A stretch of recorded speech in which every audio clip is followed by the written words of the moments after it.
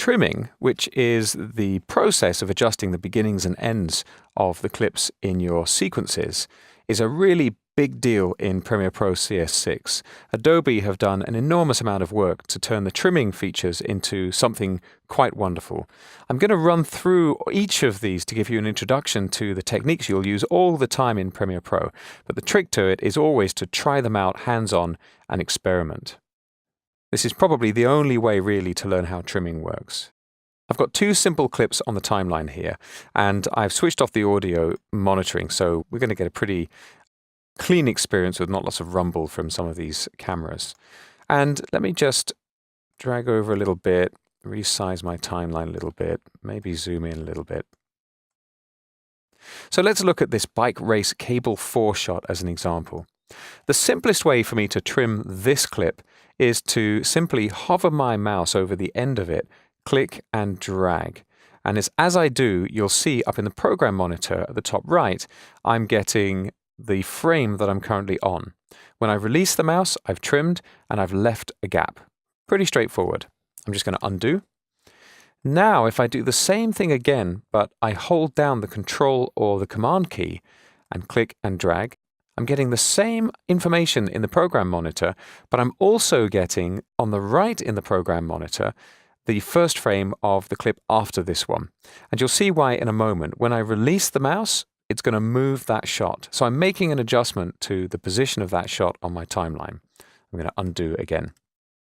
If I drag from the left, I'm clicking, by the way, away from the clip to deselect it, because these markers on the ends of the clips are called trim handles, and I don't want those anymore because I'm going to be creating new ones. If I click on the left and use the red mode here, this overwrite mode, same thing as you'd expect, I trim off the beginning of the clip. I just undo that, click away, hold down the Control or the Command key, and hover the mouse till I get the arrow, click again and drag to the right, and this time look what happens to the position of the two clips. This is the insert mode, the film editing mode version of trimming. I've trimmed off the beginning of the clip, and they've shunted over to the left to fill the gap, moving up the timeline, moving earlier in time. Just undo that. So broadly speaking, the yellow modes are ones that will lead to things moving on the timeline, and the red modes are ones that will leave things where they are. Now here's another way. Over on the Tools panel, I've got a number of different tools I can use for trimming. I must warn you now, it's quite likely if you're a new editor with Premiere Pro that you're going to accidentally choose one of these tools, either by pressing the wrong keyboard shortcut, because they've all got keyboard shortcuts, or just by accidentally clicking. It still happens to me now, so maybe I'm just a bit loose with the keyboard shortcuts, but I've been using it for a while and I still do it. The keyboard shortcut to memorize is this one. It's V for Victor, which is the selection tool. This is the standard tool. So if you ever get any timeline weirdness, it could be just that you've got the wrong tool selected. Press V and have another go. Now, the second tool on the list is for selecting clips, but the third one is the Ripple Edit tool. And the Ripple Edit tool gives me the yellow mode without me using the Control or Command key. Personally, I never use it because I know I can use the Control or Command key to achieve the same thing. However, notice that I've got two clips back to back here.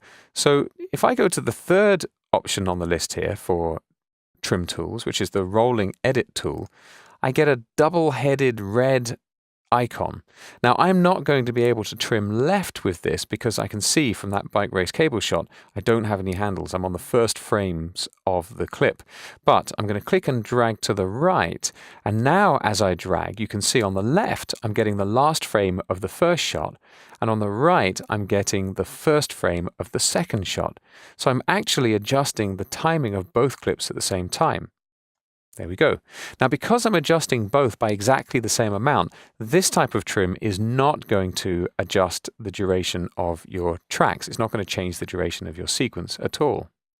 For a lot of the trimming operations that you apply, these three options are pretty much all you need. The yellow mode at the start or the end, the red mode at the start or the end, or the dual rolling edit option. So here I can click and select and move the timing of my edit. That's pretty much enough for most of the trimming operations. This tool here, the rate stretch tool, doesn't actually trim the contents of the clip. Instead, it changes the playback speed. If I drag left, you'll see I get a new percentage here in the brackets, and this is now playing at 137% speed. Doesn't seem so useful like this, but imagine another scenario. If I just undo, press V to get the selection tool, and add a little gap. Let's say that I discover on my timeline I've got this little gap and I just need to get rid of it and I don't have any media to put in it. Well, one option is to use the rate stretch tool, drag out and use the snapping to fill the gap. I've got snapping turned on, and now I've got a bit of slow motion and it still looks okay. It's slightly slow, but you can pretty much get away with it. So the rate stretch tool is actually your best friend in some situations. I'll just undo again, press V to get the selection tool and go back, so I've got no gap here. And then we've got these two tools, the slip tool and the slide tool. And these are really powerful.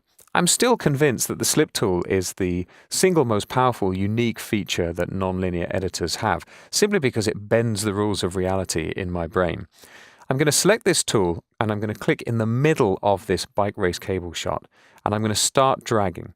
And as I do, you'll notice, in fact, before I do this, let me grab another shot. I need to show you this with another clip. Let me zoom out a bit, move these down the timeline a bit, and put another shot in. There we go. And let me just trim out the end of that so I've got some handles. Good. Now, you'll see why I've done that. If I go to my slip tool and click and drag, look at what you get in the program monitor. At the top left, I'm getting a little thumbnail there of the clip before the one I've clicked on. Nothing's changing in that as I drag around inside this clip. Top right is the first frame of the clip after the one I'm clicking on. And then at the bottom, I've got the first and last frames of the clip I'm clicking on. And you'll see that as I'm moving, this is making an equal adjustment to both. So what I'm doing is rolling in position the contents of this clip. I'm not going to change the duration of it, because if I drag left, I'm extending one end and shortening the other, and if I drag right, I'm extending the other end and shortening the other again. So the net result is that the duration stays exactly the same, but the content changes. This trim tool is fantastic for cutting action. You'll find usually that when you're cutting movement, one end of the clip matters and the other is not so important. So this is really great for maintaining the timing of your edit. The slide tool is the same idea, but the opposite way around. Now, as I click and drag, you'll see the first and last frames of the clip I'm clicking on aren't moving, they're at the top. And instead, I'm seeing bottom left, the clip before, bottom right, the clip after.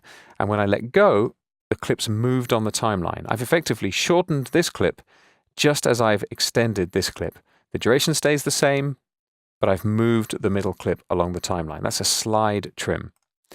Now, if I double-click on one of the ends of this clip, I'm going to go into a special trimming monitor mode. And now I can click and drag on the left and I'm trimming the left side of this edit, or I can click and drag in the middle, I'm doing a rolling edit, or I can click and drag on the right and you'll see I'm dragging and adjusting the third clip here, the one on the other side of the edit. So this is a dedicated tool. I can click and use the mouse to make adjustments, and I can even click and add a transition effect in between these two. This is a new tool in Premiere Pro CS6. I'll just undo that transition effect. There's also a dedicated trimming monitor in Premiere Pro. I'll just click away, go up to the window menu, and choose Trim Monitor. And this brings up a big version of the trimming tools we were just looking at. It works effectively the same way. I can click and drag to make an adjustment. There we go.